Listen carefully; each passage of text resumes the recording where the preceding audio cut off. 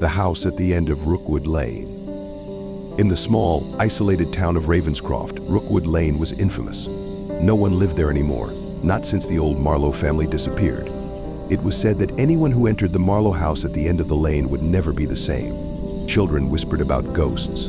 Adults exchanged stories of strange lights and eerie noises, but no one dared venture too close. Until tonight, Jake Reynolds had always been the curious type. He had moved to Ravenscroft a few months ago, intrigued by the town's dark history. The locals were tight-lipped, but Jake had a knack for finding out things others didn't want him to know. When he first heard about the Marlowe house, it was as if the stories called to him, begging him to uncover the truth. He made his way down the overgrown path of Rookwood Lane, the moon barely illuminating the twisted trees that loomed overhead. The air was thick with fog, and the silence was oppressive. Jake could feel eyes on him, though he knew he was alone, or at least he hoped he was. The house appeared out of the mist, a crumbling relic of a bygone era. Its windows were shattered, the paint peeling away in long strips. The front door hung slightly ajar, creaking in the faint breeze. Taking a deep breath, Jake pushed it open and stepped inside. The interior was worse than he expected. Dust covered everything, and the air was stale with the smell of rot. The furniture was still in place, as if the Marlowes had simply vanished in the middle of a meal. Plates sat on the dining table, the remnants of food long since decayed. A thick layer of grime coated the walls, and a cold draft seemed to emanate from deep within the house. Jake pulled out his flashlight, its weak beam cutting through the darkness. He wandered through the house, noting the odd, twisted shapes in the wallpaper and the way the shadows seemed to shift unnaturally. Every creak of the floorboard sent a shiver down his spine, but he pressed on, determined to find anything that could explain the mystery of the Marlowes. He found himself drawn to the basement door. It was slightly ajar, the darkness beyond impenetrable. As he descended the stairs, the temperature dropped, and the musty scent of decay grew stronger. The basement was a labyrinth of forgotten relics and discarded memories. Old furniture, broken toys, and rotting books were scattered haphazardly, but something else caught Jake's attention. In the far corner of the basement, hidden behind a stack of old boxes, was a large, ornate mirror. It was out of place, its surface pristine and clear, despite the filth surrounding it. Jake approached cautiously, his reflection growing larger with each step. But as he neared the mirror, he noticed something strange. His reflection wasn't quite right.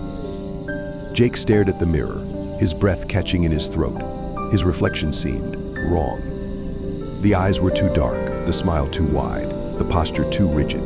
It was as if something else was looking back at him, something that was pretending to be him. He stepped closer, his heart pounding in his chest. The reflection's eyes locked onto his, and for a moment he was frozen in place. Then, slowly, the reflection raised its hand and beckoned him closer. A low, guttural whisper filled the room, echoing off the walls.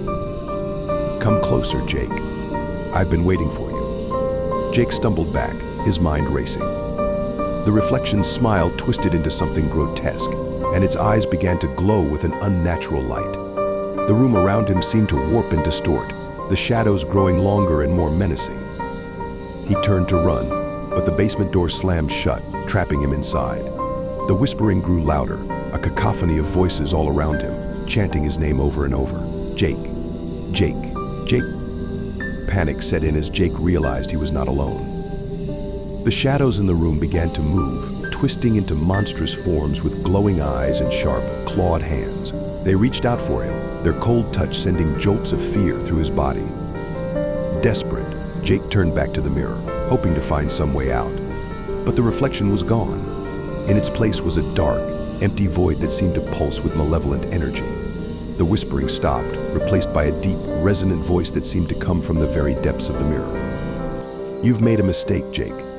This house is mine, and now, so are you." Before Jake could react, the darkness in the mirror surged forward, enveloping him in a suffocating embrace. He felt himself being pulled into the mirror, the world around him fading into nothingness. The last thing he saw before the darkness consumed him was his own reflection, grinning wickedly from the other side of the glass. The next morning, the house at the end of Rookwood Lane was quiet once again. The locals noticed Jake's absence but thought little of it.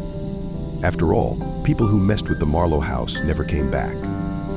And so the house waited, patient and hungry, for the next curious soul to wander down Rookwood Lane, for the next one who would join the shadows within its walls. And the mirror, in its darkened corner, reflected nothing but the twisted remnants of those it had claimed.